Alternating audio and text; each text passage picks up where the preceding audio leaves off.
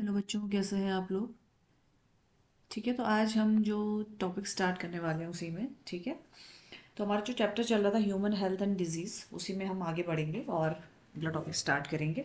ठीक है, टॉपिक आप सभी के सामने है जिस टॉपिक पे हम बात करने वाले हैं। ठीक है, तो इससे पहले तक का हम लोगों का हो चुका है, तो आज हम बात करेंगे एड्स के बारे में। ठीक है, तो ये तो आप सभी लोगों ने पहले भी पढ़ा होगा बच्चों, देखो। तो थोड़ा बहुत चीज़ें तो आप इसके बारे में जानते हैं ऑलरेडी। ठीक है, और बाकी कुछ चीज़ों पे हम बात करने वाले हैं आज। ठीक है, तो अब अगर हम बात करें एड्स की, तो हम सभी जानते हैं एक्वायर्ड इम्यूनो डेफिशिएंसी सिंड्रोम है। ठीक है, जो होता है बेसिकली एचआईवी वायरस की वजह से। ठीक है,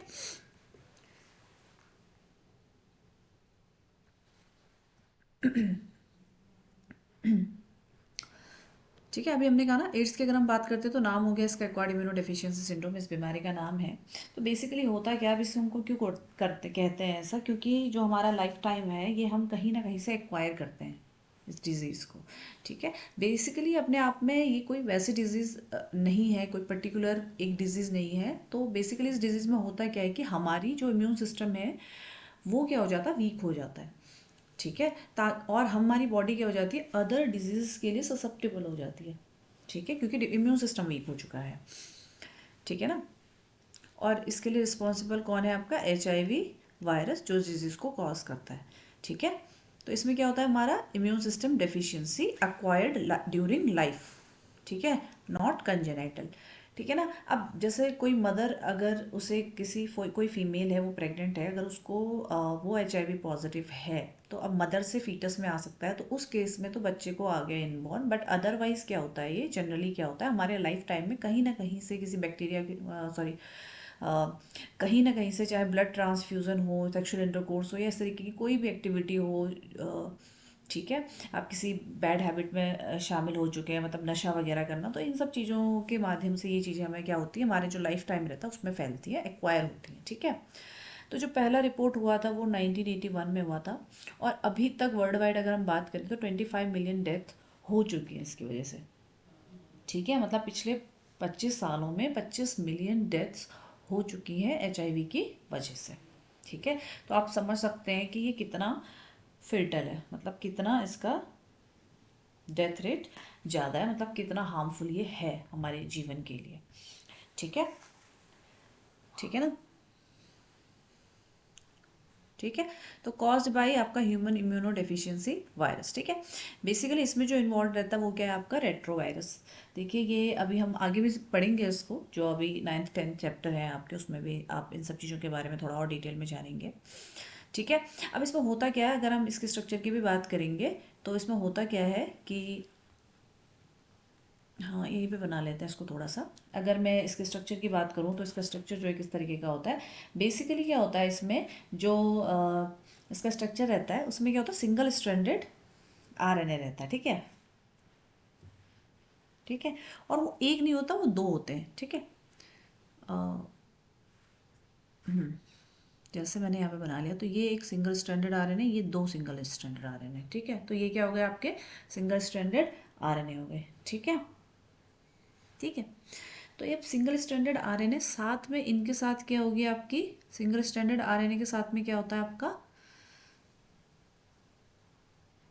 ये जो सिंगल स्ट्रैंडेड आरएनए रहते हैं, इनके साथ ही, इन सिंगल स्ट्रैंडेड आरएनए के साथ में ही क्या होता है आपका, रिवर्स ट्रांसक्रिप्टेज एंजाइम भी होता है। ठीक है, अब इसके बाहर क्या होगा, एक एनवलप। ठीक है, एनवलप नहीं बोलूँगी उसको, एनवलप सबसे बाहर की साइड में होता है। बेसिकली कह सकते हैं आपकी दो प्रोटीन कोट होते हैं। ठीक है, जैसे सिंगल स्ट्रैंडेड आरएनए हो गए दो, इसको हम लिख लेते हैं, ये सिंगल स्ट्रैंडेड आरएनए हो गए, ये दोनों ही। ठीक है, दोनों ही। ठीक है, उसके बाद ये हो गए आपके साथ में सिंगल स्ट्रैंडेड आरएनए, और साथ में क्या है आपके रिवर्स रिवर्स ट्रांसक्रिप्टेज एंजाइम। ठीक है,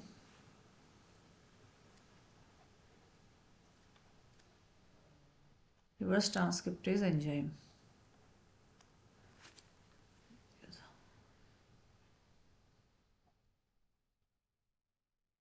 ठीक है, रिवर्स ट्रांसक्रिप्टेज एंजाइम है।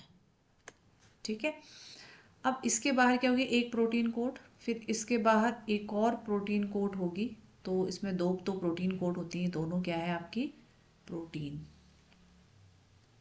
प्रोटीन कोट है, ठीक है। और फिर इसके बाहर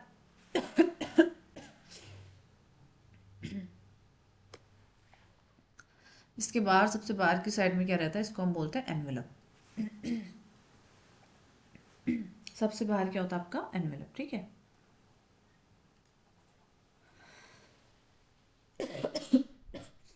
बेसिकली आप समझ पा रहे हैं मेरी बात को, तो इसमें दो सिंगल स्ट्रैंडेड आरएन है, ठीक है ना। ये डबल स्ट्रैंडेड आरएन ही नहीं, सिंगल स्ट्रैंडेड आरएन है, साथ में रिवर्स ट्रांसक्रिप्टेज एंजाइम प्रेजेंट है, ठीक है।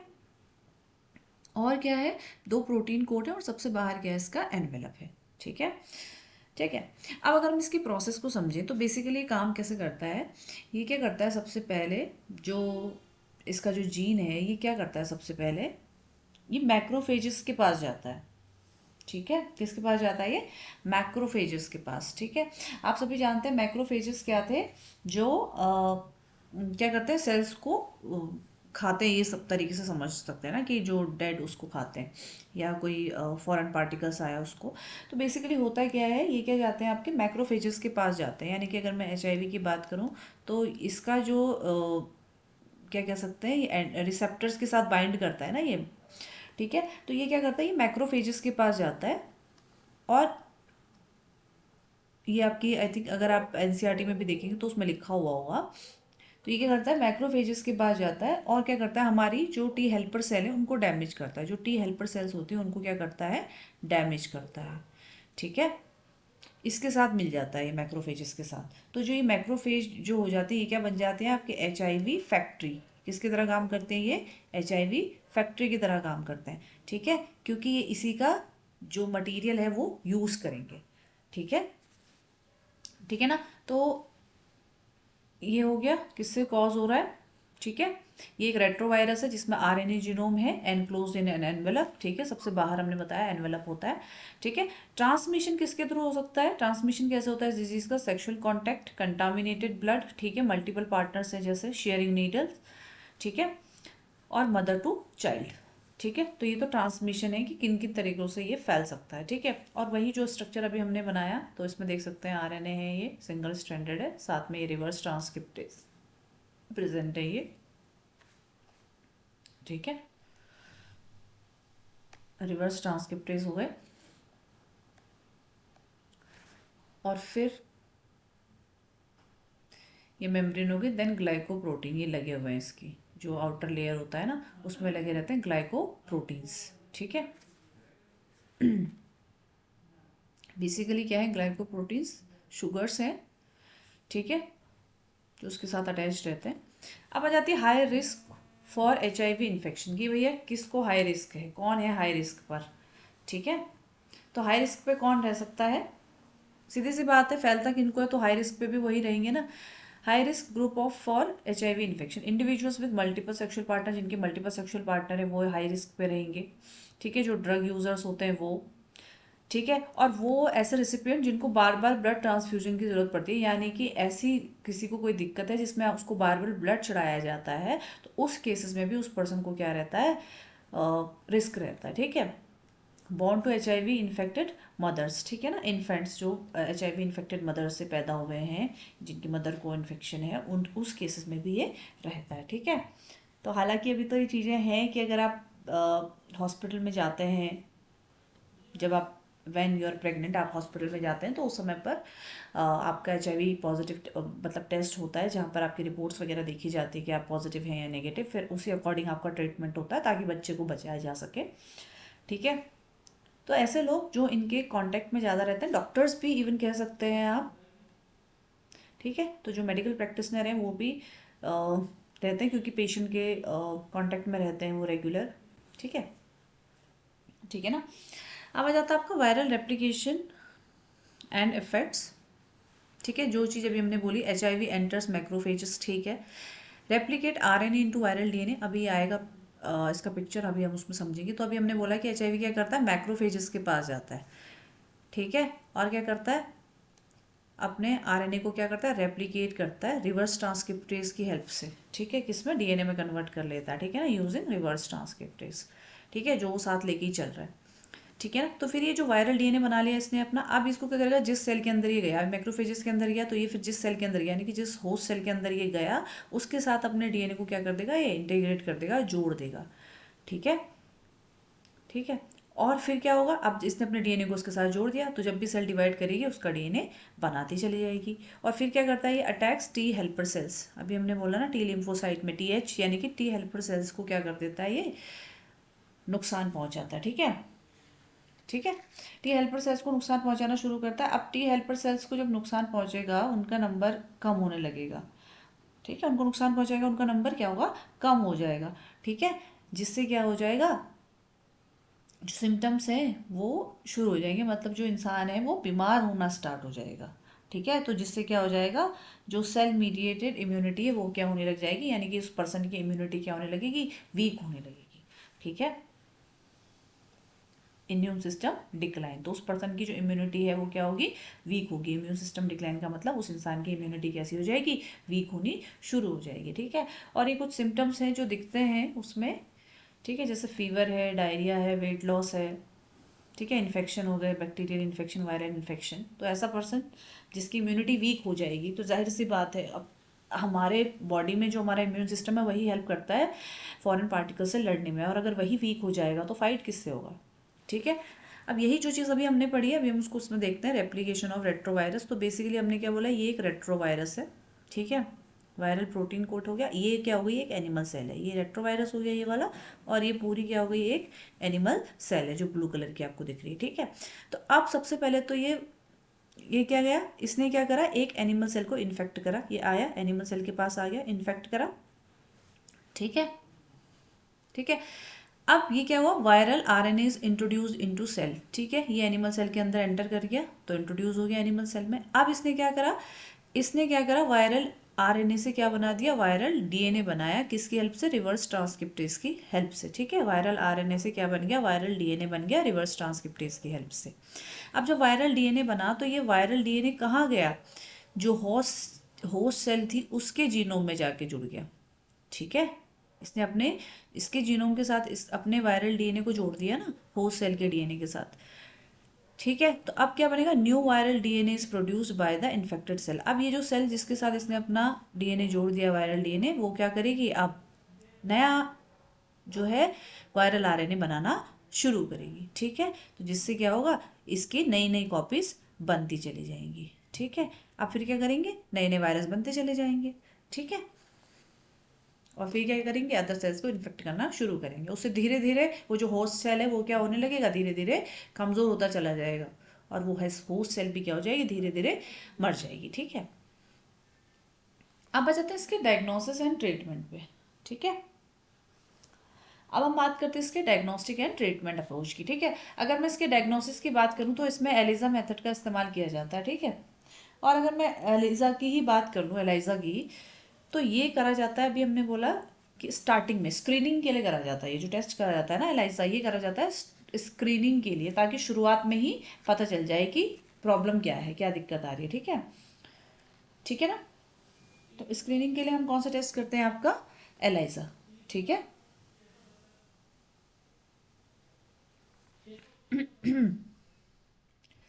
ठीक है। और दूसरा एक टेस्ट और होता है वेस्टर्न ब्लॉटिंग, जिसको हम बोलते हैं, ये होता है कन्फर्मेटरी टेस्ट की, कंफर्म करने के लिए कि हाँ इन्फेक्शन हो चुका है, मतलब जैसे अलग अलग टाइम पीरियड में ना, कि अगर स्टार्टिंग में ही पता करना है तो ये इससे हमें पता चल जाएगा, ठीक है। Treatment with anti retroviral drugs can extend life but can not cure AIDS. हाँ, अब एक चीज़ और आ जाती है कि अगर हम एड्स की बात करें तो ये पूरे तरीके से क्यूरेबल तो नहीं है, ठीक है, आप इसको क्योर नहीं कर सकते, मतलब वो इंसान जिसको एड्स है वो पूरे तरीके से ठीक नहीं हो सकता कभी भी। बस ये है कि मेडिसिन के इस्तेमाल से आप उसके लाइफ टाइम को थोड़ा सा बढ़ा सकते हैं, उसकी ज़िंदगी को थोड़ा लंबा कर सकते हैं, लेकिन वो पूरे तरीके से स्वस्थ हो जाए ये पॉसिबल नहीं है, ठीक है। उसकी लाइफ थोड़े समय के लिए बढ़ सकती है, बट पूरे तरीके से ठीक वो नहीं हो सकता। तो इसका बेटर जो ऑप्शन है वो यही है, प्रिवेंशन। आप जितना प्रिवेंट कर पाएंगे अपने आप को, आप उतना ही बचे रहेंगे, क्योंकि अगर एक बार ये बीमारी हो गई तो ये क्योरेबल नहीं है, पूर्ण रूप से इसका इलाज संभव नहीं है, ठीक है, जहाँ आप ये कर सकते हैं, जहाँ आप 5 साल जीने वाले थे आप अपने लाइफ टाइम को बढ़ा के 5 साल से 10 साल कर सकते हैं। ठीक है, ठीक है। Prevention crucial as no cure exist, ठीक है ना। इन्वॉल्व सेफ ब्लड प्रैक्टिसेस, ठीक है, use of disposable needles, condom distribution, controlling drug abuse, promoting safe sex, regular HIV testing, ठीक है, ये सब चीज़ें। बाकी गवर्नमेंट भी ने भी प्रोग्राम चलाती है, ठीक है, NGOs वगैरह के थ्रू प्रोग्राम चलते हैं, ठीक है। और बुक्स वगैरह में आप सभी जानते हैं, आप इसके बारे में आप स्कूल टाइम से पढ़ रहे हैं, आई थिंक 9th से या फिर शायद उससे भी पहले आप थोड़ा सा इस डिजीज़ के बारे में पढ़ना शुरू कर चुके होते हैं, ठीक है। ताकि ताकि इंसान को क्या करा जा सके, इसके बारे में नॉलेज फैलाई जा सके, अवेयरनेस फैलाई जा सके, इसलिए इन चीज़ों को लाया गया, ठीक है। ऐसे हेल्थ प्रोग्राम्स चलते हैं और आप जानते हैं 1 दिसंबर एड्स डे के नाम से जाना जाता है, ताकि लोग क्या हो सके, इसके बारे में जान सकें और अवेयरनेस फैलाई जा सके इसके बारे में कि इनसे इससे बचा कैसे जा सकता है, कैसे आप अपने आप को इससे बचा सकते हैं, ठीक है। अब बचाना ही ज़रूरी है क्योंकि इलाज तो है नहीं ना इसका, ठीक है। अब आ जाते हैं कुछ क्वेश्चंस के ऊपर। For effective treatment of disease, early diagnosis and understanding its pathophysiology is very important, ठीक है। तो विच of the following molecular diagnostic technique is very useful for early detection, ठीक है। तो इसमें क्या हो जाएगी आपकी एलाइजा ही आएगी अर्ली डिटेक्शन में। Which of the following is correct regarding AIDS causative agent HIV, तो कौन सी चीज़ है जो इसके बारे में सही है। HIV इज अनएनवेलप्ड वायरस, नहीं ये तो गलत है। एन एनवेलप्ड वायरस बिल्कुल ठीक है। That contains 1 molecule of single stranded DNA, ठीक है। अभी 1 लिखा है, अभी जबकि हमने 2 बनाए थे, अगर आपको ध्यान हो तो, ठीक है। HIV does not escape but attack the immune system. दूसरा आ जाता है आपका HIV इज एनवेलप्ड, ठीक है। 2 identical molecules of single stranded RNA and 2 molecules of reverse transcriptase, बिल्कुल ये वाला इसका ठीक होगा। Don't die for don't die of ignorance is sad for, जाहिर सी बात है, ये एड्स के बारे में ही बोला जाएगा। फिर जाता है capsid of HIV is formed of, ठीक है, both ANC। AIDS is characterised by reduction in, किस चीज़ में कमी आने की वजह से, हेल्पर T सेल्स में। अभी हमने बोला था ना, T हेल्पर सेल्स में क्या आ जाता है, नंबर्स इसके कम होने लग जाते हैं, तो रिडक्शन किसका होगा, हेल्पर T सेल्स का, ठीक है। जिसकी वजह से क्या होगा, जो आगे इम्यूनिटी है या जो इम्यून सिस्टम है वो क्या हो जाएगा, ठप हो जाएगा, ठीक है। अब आ जाते हैं हम कैंसर के ऊपर, ठीक है। कैंसर, ये भी अपने आप में क्या है, एक खतरनाक बीमारी है, ठीक है।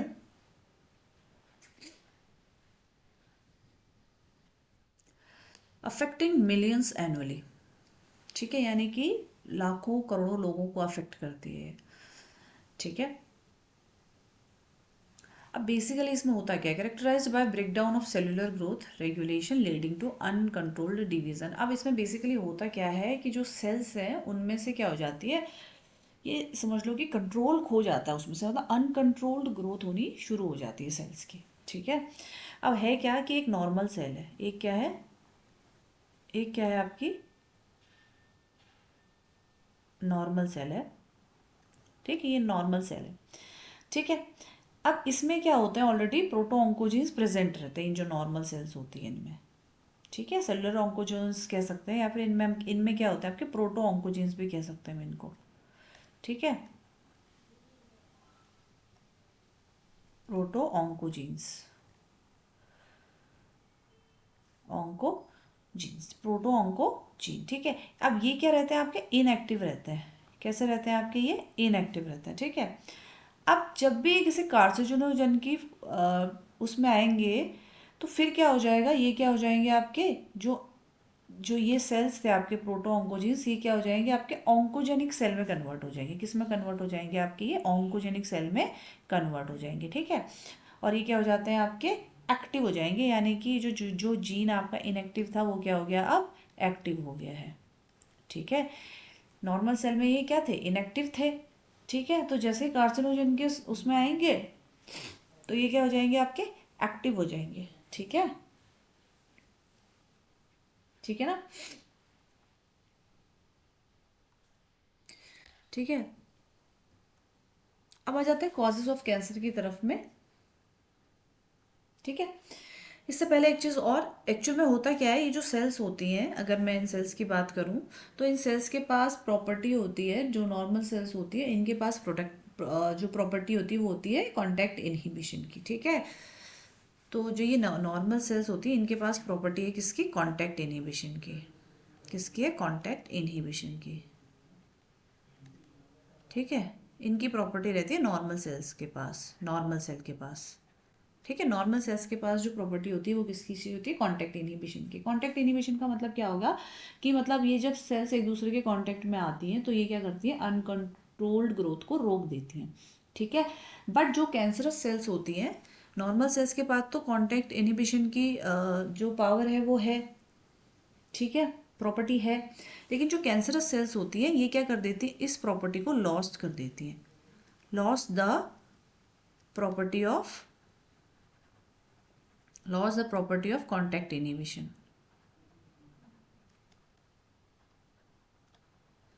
ठीक है, तो फिर अब इसको हम क्या बोलते हैं, अब loss the property of contact inhibition, यानी कि कौन सी सेल हो गई आपकी, कैंसरस सेल हो गई। ठीक है, तो कौन सी सेल हो गई आपकी, कैंसरस सेल हो गई। ठीक है, ठीक है, अब इसमें एक चीज देखिए, forms tumour categorised as benign, localised, non invasive और मैलिग्नेंट। ठीक है, कैपेबल ऑफ मेटास्टेसिस। तो इसका मतलब क्या है कि अगर हम ट्यूमर की बात करें, अगर मैं ट्यूमर की बात कर रही हूँ, ट्यूमर की मैं बात कर रही हूँ तो बेसिकली जो ट्यूमर है वो कितने तरीके का है। अगर मैं ट्यूमर की बात कर रही हूँ तो ट्यूमर कितने तरीके का है। ठीक है, अगर मैं ट्यूमर की बात कर रही हूँ तो कितने तरीके का, बेसिकली दो तरीके का है। ठीक है, एक तो हो जाएगा आपका बिनाइन, एक हो जाता है आपका मैलिग्नेंट। ठीक है, बिनाइन एंड मैलिग्नेंट। ठीक है, अगर मैं बिनाइन ट्यूमर की बात करूं तो इसमें तो क्या ओरिजिनल लोकेशन है। ठीक है, लोकलाइज्ड है, यानी कि जिस जगह से ये स्टार्ट हुआ है ये उसी जगह पर रहेगा। ठीक है ना, जो बिनाइन ट्यूमर रहता है वो क्या होता है, जिस जगह से शुरू हुआ है ये उसी जगह पर रहता है, अदर पार्ट्स को डैमेज नहीं करता, अदर पार्ट्स पे नहीं फैलता। ठीक है ना, ठीक है, लेकिन अगर मैं मैलिग्नेंट की बात करूँ तो ये क्या होता है, ये नियोप्लास्टिक होता है। ठीक है, ये क्या करता है, ये फैलता है, ये एक जगह से दूसरी जगह, दूसरी जगह से तीसरी जगह, ये इस तरीके से फैलता है। ठीक है, और ये जो फैलने की प्रॉपर्टी होती है इसकी, ठीक है, इसी को हम क्या बोलते हैं, मेटास्टेसिस कहते हैं, क्योंकि ये एक जगह से दूसरी जगह फैल सकता है ना। ठीक है, मतलब इसके पास कैपेबिलिटी है कि ये कहीं भी जा सकता है। ठीक है, तो इसलिए कह सकते हैं हम इसको, जो बिनाइन है ये क्या है आपका, लोकलाइज्ड है। ठीक है, लोकलाइज है, यानी कि जिस जगह पर है पर्टिकुलर उसी जगह पर रहेगा।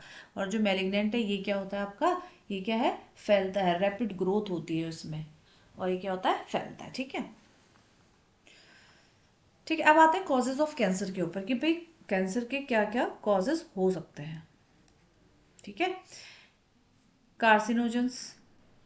ठीक है, कॉजेज ऑफ कैंसर में आगे सबसे पहले इसमें फिजिकल, कौन कौन से आगे, फिजिकल, नंबर वन क्या हो गए आपके फिजिकल, दूसरे क्या हो गए आपके केमिकल, तीसरे क्या हो गए आपके बायोलॉजिकल। ठीक है, जिनकी वजह से ये फैल रहा है। अब अगर मैं फिजिकल की बात करूँ तो फिजिकल में आ जाते हैं आपके आयनाइजिंग और नॉन आयनाइजिंग। ठीक है, फिजिकल में देख सकते हैं आपके आ गई आयनाइजिंग ये वाली, और दूसरे की आ गई आपकी नॉन आयनाइजिंग रेडिएशन।